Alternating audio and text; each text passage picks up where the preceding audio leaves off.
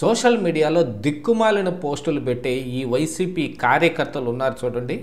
వీళ్ళు ఇప్పుడు కొత్త పందా ఎంచుకున్నారు. ఇక్కడ రాష్ట్రంలో ఉండి పెడితేనో లేదా ఇండియాలో ఉండి పెడితేనో పోలీసులు అరెస్ట్ చేయటం ఈజీ. అందుకు గాను వీళ్ళు విదేశాల్లో ఉన్న వాళ్ళని ఎన్నుకోవటం, పంచ్ ప్రభాకర్ లాంటి వాళ్ళని, ఇట్లాంటి వాళ్ళ వరవడి ఇప్పుడు బాగా ఎక్కువైపోయింది. అందుకనే ఇప్పుడు ఇక్కడ ₹5 పేటీఎం గార్డ్ అన్నట్టు ఇప్పుడు కొత్త మాట కూడా పుట్టింది, డాలర్ పేటీఎం గాళ్ళని. వాళ్ళ చేత ఈ పోస్టింగులు పెట్టియటం, ఇక్కడ వైసీపీ వాళ్ళే ఇక్కడ వాళ్ళ సోషల్ మీడియాలో తయారు చేసిన పోస్టింగ్లన్నింటినీ విపిఎన్ ద్వారా ఈ ఐపీ అడ్రస్లు ఇవన్నీ కనుక్కోకుండా వాళ్ళకి పంపించి వాళ్ళ ద్వారా అక్కడి నుంచి వాళ్ళ సోషల్ మీడియా ఖాతాల్లో పోస్టింగులు పెట్టిస్తూ ఉంటారు.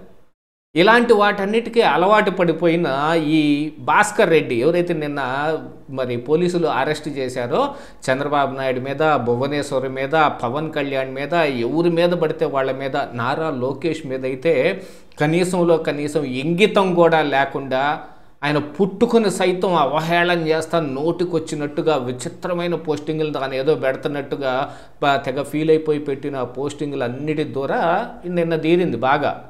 పోలీసులు నిజంగానే ఇవ్వాల్సిన ట్రీట్మెంట్ ఇచ్చారు. ఎట్లా ట్రీట్మెంట్ చేస్తే అంత బాగా గుర్తుంటుందనే విధంగా చేశారు. ఇక ఇండియాలోనే ఇలాంటివి చేస్తున్నారా, పార్టీ అభిమానంతో ఇలా చేస్తున్నారా, లేకపోతే ఇంకేదైనా కారణంతో చేస్తున్నారా అనుకుంటే, వాళ్ళు పోయి ఉంటున్న యూకేలో కూడా, యూఎస్లో కొంతమంది, యూకేలో కొంతమంది ఇట్లా వీళ్ళని ఎంచుకొని చేస్తున్నారు. ఈ భాస్కర్ రెడ్డి అనేవాడు యూకేలో ఉంటాడు, బాగా చదువుకొని ఉద్యోగం సంపాదించి యూకే వెళ్ళి అక్కడ వేరే వ్యాపారం రెడ్డీస్ న్యూస్ అనే పేరుతోటి ఒక షాప్ కూడా పెట్టాట.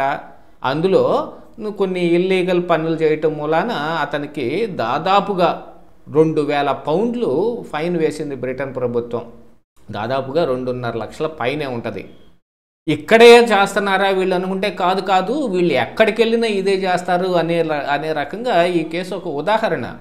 ఈ రెడ్డీస్ న్యూస్ అనే ఈ షాపులో ఈ భాస్కర్ రెడ్డికి సంబంధించిన వ్యక్తులు, అందులో పనిచేసే వాళ్ళు చిన్నపిల్లలకి ఎలక్ట్రానిక్ సిగరెట్ అమ్మారు, వైప్స్ అంటారు అక్కడ. ఆ వ్యాప్స్ని ఈ చిన్నపిల్లలకి అమ్మకూడదు. ఇక్కడే ఇది ప్రపంచవ్యాప్తంగా టొబాకో మీద కానీ, లిక్కర్ మీద కానీ, వీటన్నిటి మీద ఒక నిషేధం ఉంది. 18 years బిలో అంటే మైనర్లకి అమ్మకూడదు అనేది.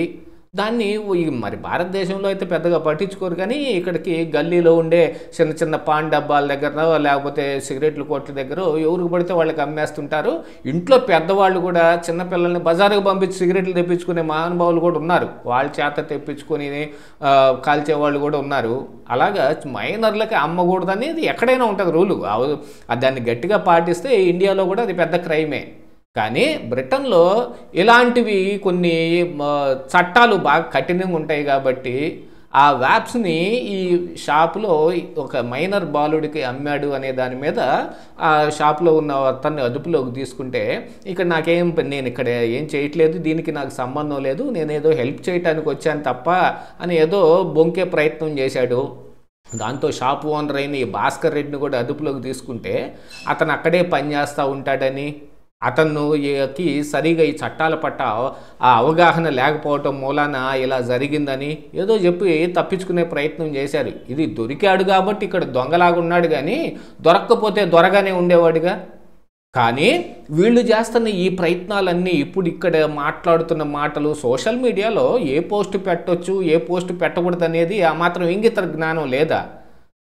ఇక్కడి నుంచి మరి బ్రిటన్ అంత దూరం వెళ్ళిన వాళ్ళకి ఆ మాత్రం చట్టాల పట్ల అవగాహన ఉండదా? కానీ ఇది కావాలని వాంటెడ్గా చేసే పని. ఇలా అలవాటైపోయి ఈ పనులను అక్కడ కూడా చేయటం మొదలు పెడితే అక్కడ బాగా దోల తీర్చారు.